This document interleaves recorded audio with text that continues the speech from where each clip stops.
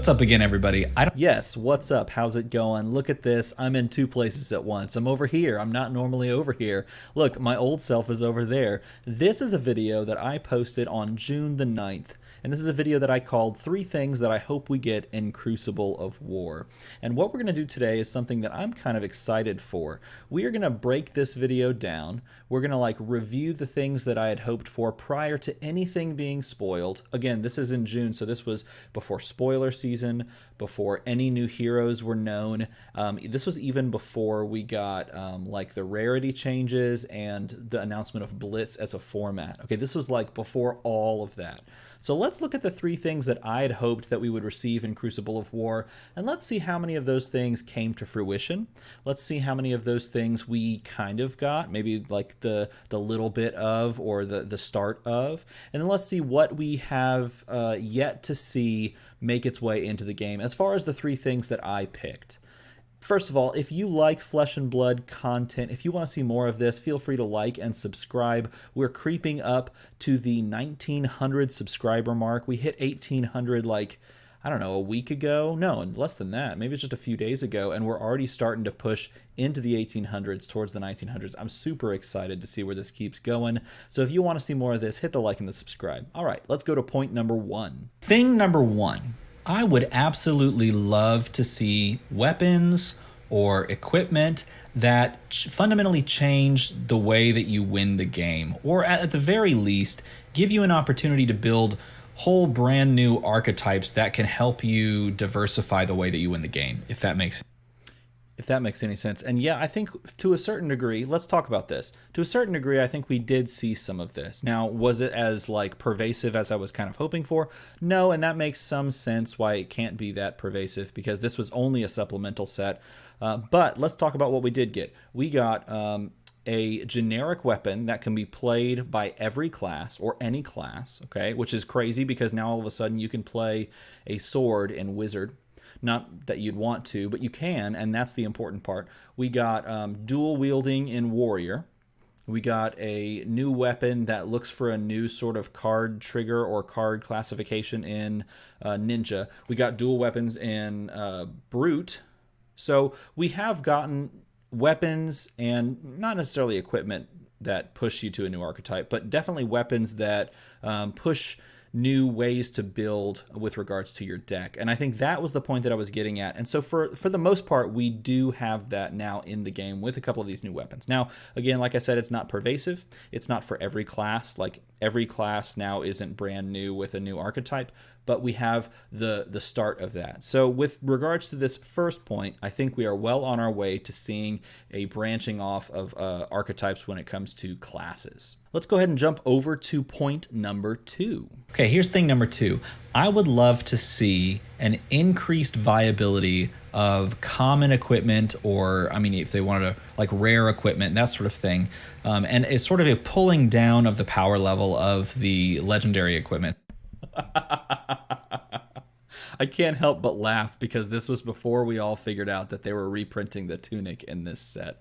It's just so funny to me. Anyway, let's let my past self continue. It's because I feel as though it's sort of making it a little tricky to convince new players to jump in when you tell them, yeah, you can create a pretty viable deck with commons and rares mostly the way through.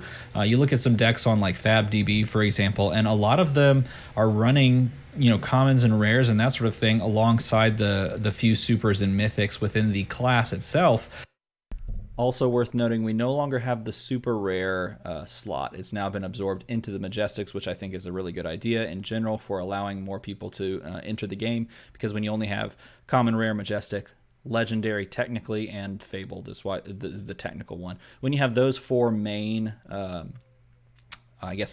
rarities, then it's a little easier than when you have, oh, I gotta know prices for common, I gotta understand rares, which ones are good. Supers, that's sort of kind of like a weird mix between that and Majestic. Do I like supers? It's easier to slim it down. So we don't technically have supers anymore, but I want to talk about this point. We did not get any common equipment in this set. We got rare equipment, we got we got rare weapons, we got Majestic equipment, and then we got legendary tunic reprinted, as well as the legendary hero. So one of the two legendaries in this set is an equipment.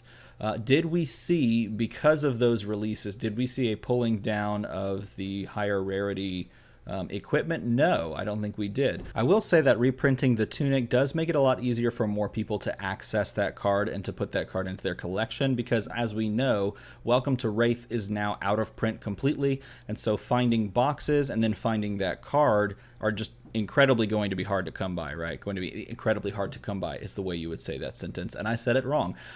So the fact that more people have access to it does technically, as I bump the microphone, does technically lower the cost of entry when it comes to playing, you know, equipment that's really, really powerful. But the fact that we didn't get common equipment does make it more reliant on playing the Majestics, which, by the way, are easier to come across now because there's not a super taking up some of those higher rarity slots. So in a way we kind of got this, and in another way we kind of didn't. So I'm looking forward to seeing this going forward, especially when we enter another sort of core set, like a real full set of 300 plus cards. Will we see common equipment gain power levels so that you have more options to swap equipment in between? Because you really only get the 4 slots, right? So the more options that are given, and especially if they're good options, the more chance that one of those options is going to push its way onto that 4-slot team, whatever you want to call it, rather than a higher power level, higher rarity card. Okay, and the final thing, and this one kind of goes hand in hand with my first point about the idea of creating more variety, and I think this is coming no matter what. Just because the more sets they release, this is going to happen. I would love to see an expanded card pool for generic cards, okay? When you think about it, and I've thought about this a lot, when you think about deck building within this game, just like deck building in any game, you have restrictions for deck building, right? You can't put ninja cards, ninja class cards, into a Runeblade deck, right? It's not interfaceable, right? It reminds me. That's accurate. That's some obvious statements there. There you go. Of the old school Star Wars Destiny game, where you couldn't combine certain characters' cards because they couldn't cross over, right? It's kind of like in Magic, where you can't put blue cards in a red deck unless, you know, you want to invest in putting all these other things along with it, right? Similar in that respect. But when there's a hard cutoff, like you can't include these cards in this card pool for this class with this class of cards, when there's a hard cutoff, like you never can do it, well, then you run into this issue where the only way to create variety in deck building is to just print more cards, right, for that class. Or the other way is to just print really strong or really good or really flexible generic cards, and to create a large generic card pool that provides players different options, branch off points to deck build with. And I think that... So let's pause there. Did we receive that, or did we see that within this set?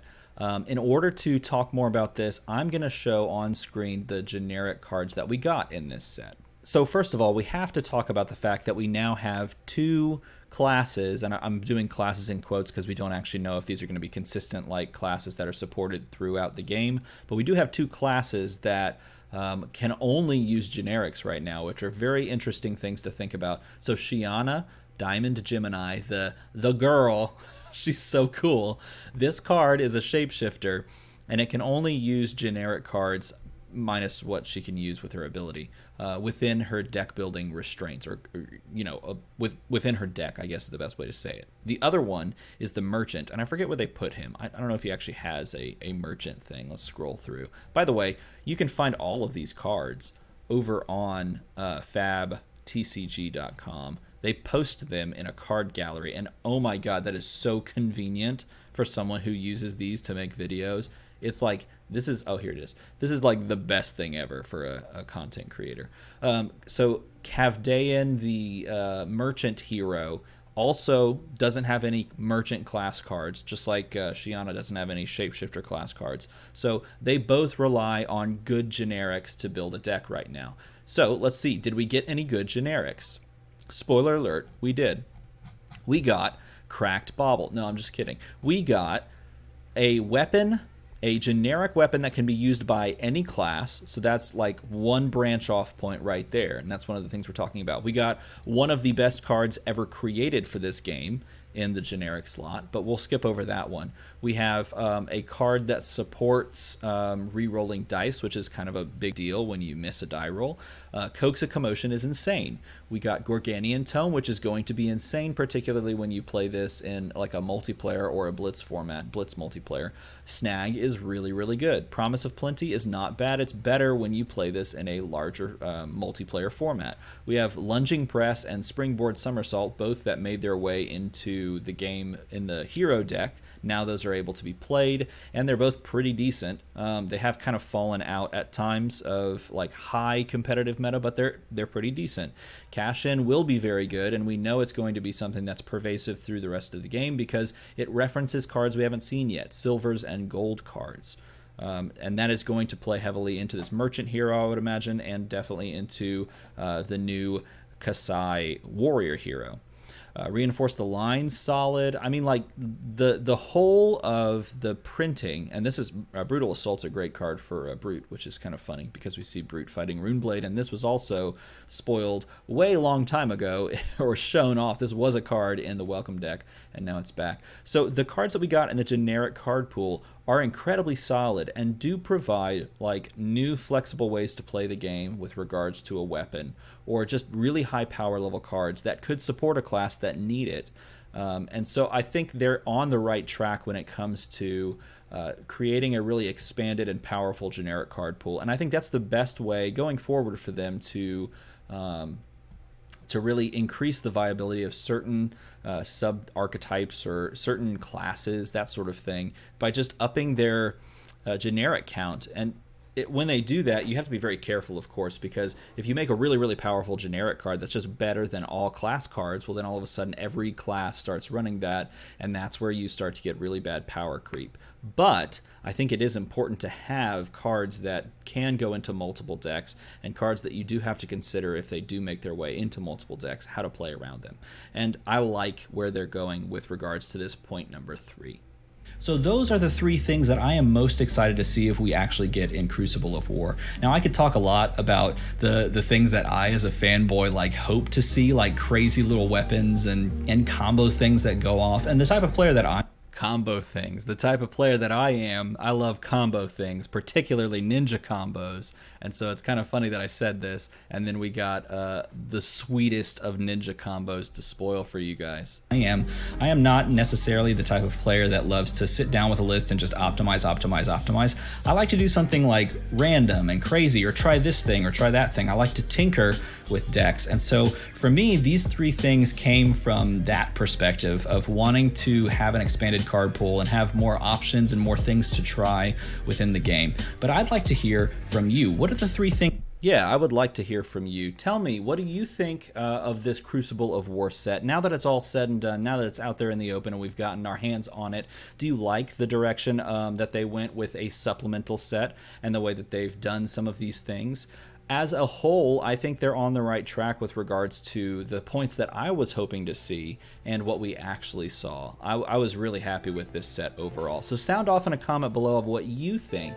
And as always, everybody, thanks for watching.